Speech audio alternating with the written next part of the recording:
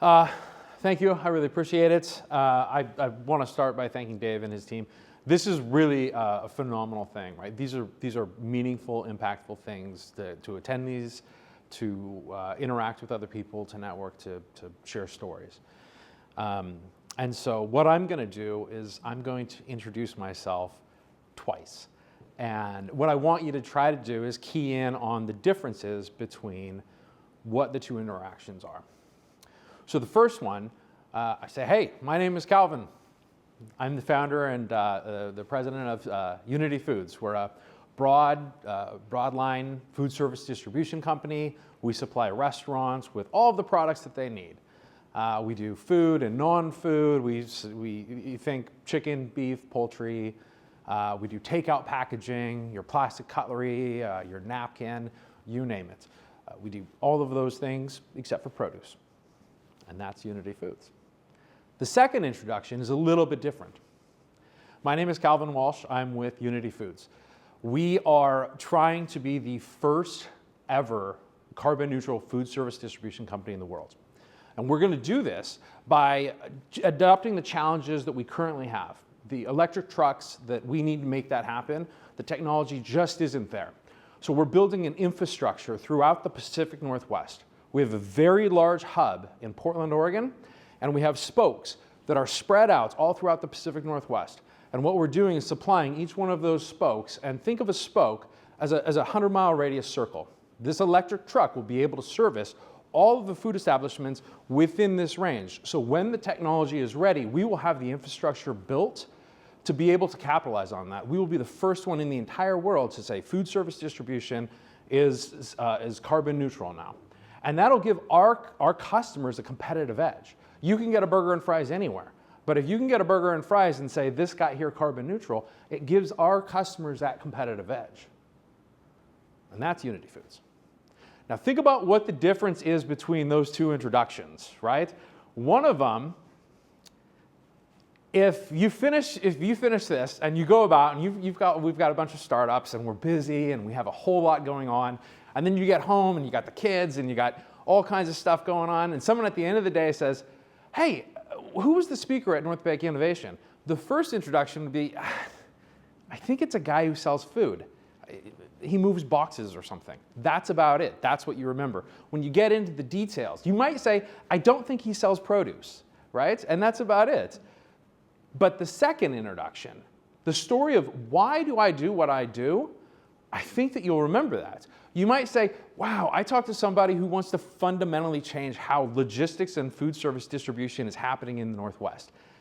They're building an infrastructure throughout the Pacific Northwest so that they can do carbon neutral food service distribution. And think about what that is that you remember, the double whammies that I got in there that I didn't even need to say.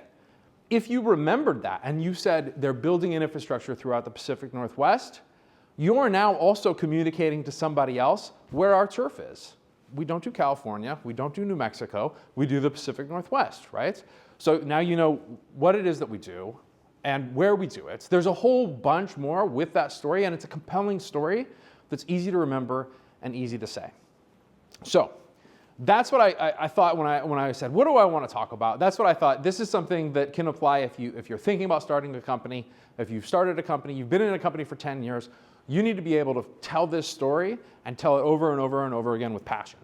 Now, we're in a group of a bunch of entrepreneurs. I'm sure every single person has read this book, but one of my favorites is Simon Sinek's Start With Why, right? And if you hadn't had time to read it, there's a 15-minute YouTube that you can watch that sums it up really great. In it, he says, companies that lead with the tech little pieces, the features that they sell, you should buy my widget because it is 0.5% more faster than the other guy's widget. It's 6% lighter. It's whatever it is. That's not motivating. People don't remember that, right? It's really difficult to sell on the tech, the pieces, the nuts and bolts. We sell chicken and beef and we don't sell protein. People don't remember that. But they remember the why. They remember why it is that you're doing, what the story is, what you're trying to accomplish. Unity Foods is trying to be the first person in the world, or the first company in the world, to do carbon neutral food service distribution, which is incredibly difficult. And that's the story that once you find that, whatever it is in your business, then you have to take it to the next step. Right? So I'm not going to spend too much time. Please read this book also. 2 book reviews that you've gotten in the last 10 minutes. Tell your story. I like talking about JFK. I think he was an inspiring person. He was elected to office in 1961. We thought we were losing the space race. Everybody thought we were losing the space race. The fact was we were losing the space race. Sputnik was launched, a satellite. 4 months after he was elected office, the Soviet Union put the first man in outer space. We were not doing very well with it. And JFK comes out and says, we're going to put a person on the moon. We are going to land on the moon. And as inspiring as that sounds, it fell flat. He proposed it to Congress. Nobody wanted to give money to it. They thought, waste of time. Vast majority of the American public thought, there's no way that we can do this. But he went out and at Rice University, he gave a speech that says, why go to the moon? It's one of my favorite speeches of all time in all of mankind's history. It's a phenomenal story. And he sells this to the American people, and he sells this to Congress. And on July 20th in 1969, we put a man on the moon. And we're the only country that has ever done that. The 5th country, just this year alone, India put an unmanned spaceship on the moon. No one else has done a man. It's that story that's powerful. But I'm not JFK. I'm just a guy who has, moves boxes. So let me tell you a couple of stories that hit a little bit closer to home. In 2019, we were growing rapidly, and we had to find a new building. We had to find a new warehouse for our DC location. And there's a cold storage shortage, not just in the Pacific Northwest, not just in the West Coast, but nationwide. I mean, there's a severe lack of cold storage buildings. So we were kind of forced with, we're going to have to build our own. And so we started looking for land. We settled on a piece of land in Woodland, and I found a phenomenal design contract firm that focuses in cold storage building, and we started putting together the plan. And then COVID happened, and that changed the game for us. There were shortages, massive shortages that we couldn't get product in. Our lead time went from a couple of months to a couple of years down the road. And there was no way that we were actually going to be able to complete this building. Not to mention, due to inflation, with the budget that we had, we were going to be able to successfully get a receiving dock with no warehouse behind it. So I had to go back to the drawing board. It was my dad, actually, that called me up and said, hey, there's a building for sale in North Portland. It doesn't have any cold storage, but you can build it out. You should look into it. So we talked with the building owners. We agreed upon a price. I started going down that pathway, and they backed out. And they said, we have to sell this building within 90 days. We have $1 million tax lien obligation if we don't sell it in 90 days. And you're applying for this building through the SBA, and we don't think that they can close in time. And I had as much assurance as I could get from the SBA that we were going to close in time, but they were not buying. So I had to say, you know what, I have to buy this building cash. I didn't come from money. I didn't have the cash. So I had to kind of think outside the box. And I ended up just kind of cold calling people that I thought might have the money. One of the guys was the CEO of the construction firm that was going to build the company. And I called him up and said, hey, can you loan me $4 million for 90 days, and I'll give you 4.2. And he said, yeah, sure. And I said, I understand, it's a big ask, it's really tough. And then I stopped and I was like, wait, well, did you say yes? And sure enough, he did, which is crazy. So that's how we got into our building. We got into it, and then we built out the freezers and the coolers, and we're moving forward. While we were building it out, I called him up and said, why did you say yes to me? You don't do this. You've never done it before. You're probably never going to do it again. What was the reason? And we had never spoken on the phone. And I said, what was the reason? Why would you say yes to that? And he said, when I talk to project managers, we're doing projects all over the entire country. And they say, oh, I'm working on this project. It's X amount square feet. This is the height of the building. This is da-da-da-da-da. He said, for the first time ever, when I talked to my project manager, he said, this guy's insane, but he's going to change the world. He's going to, he wants to put solar panels on everything and run electric trucks. And they rarely talked about the fundamentals of the building.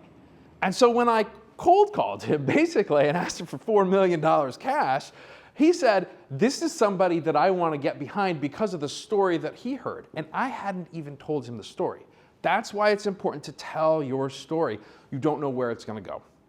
And I have another quick story about something that happened to me, a story that I told that then somebody else told, and you never know where it's going to go.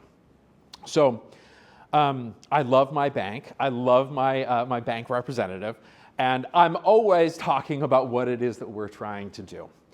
And she told the bank manager, like, this is a really interesting company. Told him a little bit about the story, right? Because instead of remembering the facts and the figures, he doesn't sell produce and he moves boxes. They were talking about first ever carbon neutral distribution, like kind of price transparency, the ways that we're changing the industry. And so the bank manager hears about this and also remembers it. Now this is secondhand. And there's one of the largest bakeries in Oregon and Washington combined, came into this bank, said that they wanted to do some banking with them. And they were talking with the bank manager. Instead of just saying, oh yeah, we work with another food company and they move boxes, it's really easy to hear that story and say, well, we have a food company that moves boxes. Let's just talk about banking. But the conversation shifted to, this is an interesting, unique, local company that's doing something different, and they're doing this carbon neutral push. Well, this bakery happens to be a B Corp bakery, and this is something that they're very interested in. So all of a sudden, the question changes. It's, tell me about this company. What kind of stuff do they do? Do they sell produce? Do they have boxes that they move? They're asking questions now, and they desperately wanted to meet with us. This happened just recently, and it's a very big deal for us, and that happened just from telling a story. So that's the figure out your story, tell your story. And the last part of it is, and I combined it for time constraints, persistence and embracing the challenge. Dave said it great. Like, there is that, you remember that graph, the valley of despair? That's a real thing. And you will be there at some point if you haven't already. The value of despair is something that we all go through. It's a necessary part. You don't come out of that with the strength of character, with the strength of business development, if you don't go through that. And that's something that makes a lasting business. And you have to stick with it. This is my week-by-week sales. Every week, this is what our sales were in 2018 to just before. This dip right here, that was COVID. That was a shutdown of COVID. There wasn't a whole lot of growth here. I was struggling to find the right people, to find the right message, to break out. I was really kind of capped out to what I personally could do. I didn't have the right team built around me at that point. And then COVID happens. And it would have been really nice to just say, well, you know what, I gave it a shot, throw in the towel. A lot of people were doing that. But we went out there and innovated. And I said, I'm doubling down. I'm going to find the right people. I'm paying 100% of people's health insurance. I'm going to pay 20% above any of my competitors. We're the best paying company that is out there. We're going to give generous time off. We're going to kill people with all these benefits. And what we started to find is the joke in the food industry is the best work for Unity Foods. And if you can't work there, there's always a job at Cisco. We were bringing in the very, very best people. And what happened after that? Well, this is what it looks like after that. This is after the first COVID shutdown. And this is a result of just sticking it through, believing in what you're doing, and finding the right people.